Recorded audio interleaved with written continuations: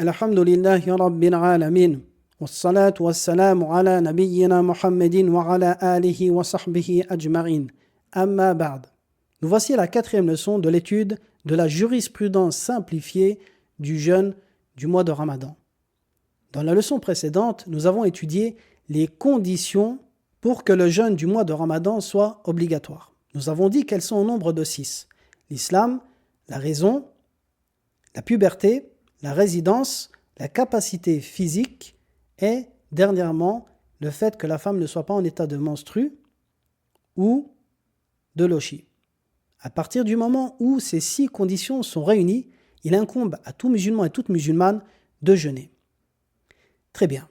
Dans la leçon du jour, nous allons voir un point extrêmement important. Il s'agit de la condition de validité de votre jeûne. Sachez, barakallahu fikum, que pour que votre jeûne soit valide, il faut impérativement remplir une condition au préalable. Cette condition est l'intention. Qu'est-ce que cela veut dire? Cela veut dire que votre jeûne doit toujours être précédé de l'intention, précédé dans le temps, du coucher du soleil de la veille jusqu'à l'aube du jour du jeûne. Par exemple, nous sommes la veille du premier jour du mois de Ramadan. Vous venez d'apprendre que la lune a été observée et que le lendemain matin, c'est le premier jour du mois de Ramadan.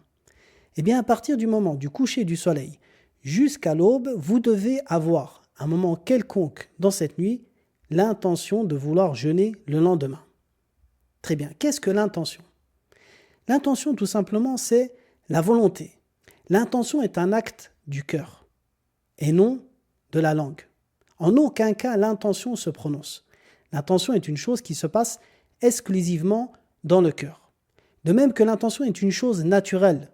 Ne cherchez pas à méditer quelque chose en particulier pour concrétiser celle-ci. Non, l'intention est quelque chose de naturel. À partir du moment où vous mangez ou buvez avant l'aube, ou alors vous avez pris un repas supplémentaire le soir afin de prendre des forces pour le lendemain.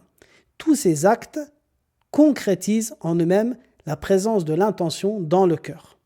De même qu'une personne qui se réveillerait pendant la nuit pour boire un peu plus par crainte de la soif pendant le jour à cause du jeûne, eh bien ceci indiquerait et prouverait la concrétisation de l'intention dans son cœur.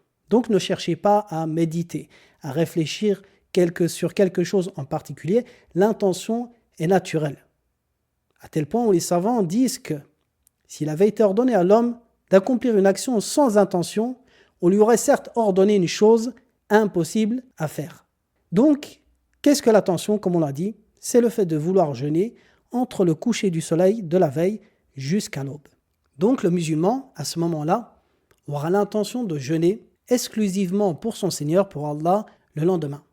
Une question importante ici. Est-ce que l'intention est obligatoire pour tous les jours du mois de Ramadan? C'est-à-dire que toutes les nuits, vous devrez à chaque fois avoir l'intention de jeûner. Eh bien la réponse est oui. Toutes les nuits du mois de Ramadan, vous devrez à chaque fois avoir l'intention de jeûner le lendemain. Et ceci est une règle pour tous les jeûnes obligatoires. Vous vous rappelez, on a dit que les jeûnes sont de plusieurs types du point de vue du caractère juridique. Parmi ces jeûnes, un jeûne obligatoire, le jeûne du mois de Ramadan, et des jeûnes qui sont surérogatoires, comme le jeûne du lundi, du jeudi, de Arafat, et ainsi de suite. Eh bien, le jeûne obligatoire doit toujours être précédé d'une intention. Même 5 minutes avant l'apparition de l'aube, ceci est valide. Admettons si une personne s'est endormie. Elle n'a pas pensé à son jeûne le lendemain, elle se réveille 5 minutes avant l'aube d'un des jours du mois de Ramadan, eh bien, ceci est valide. À partir du moment où c'est arrivé avant l'aube, ceci est valide. Voici la fin de la leçon d'aujourd'hui. Dans la prochaine leçon, nous allons aborder les annulatifs du jeûne. Je vous dis à très bientôt. Wa sallallahu ala nabiyyina Muhammadin wa ala alihi wa sahbihi wa sallam.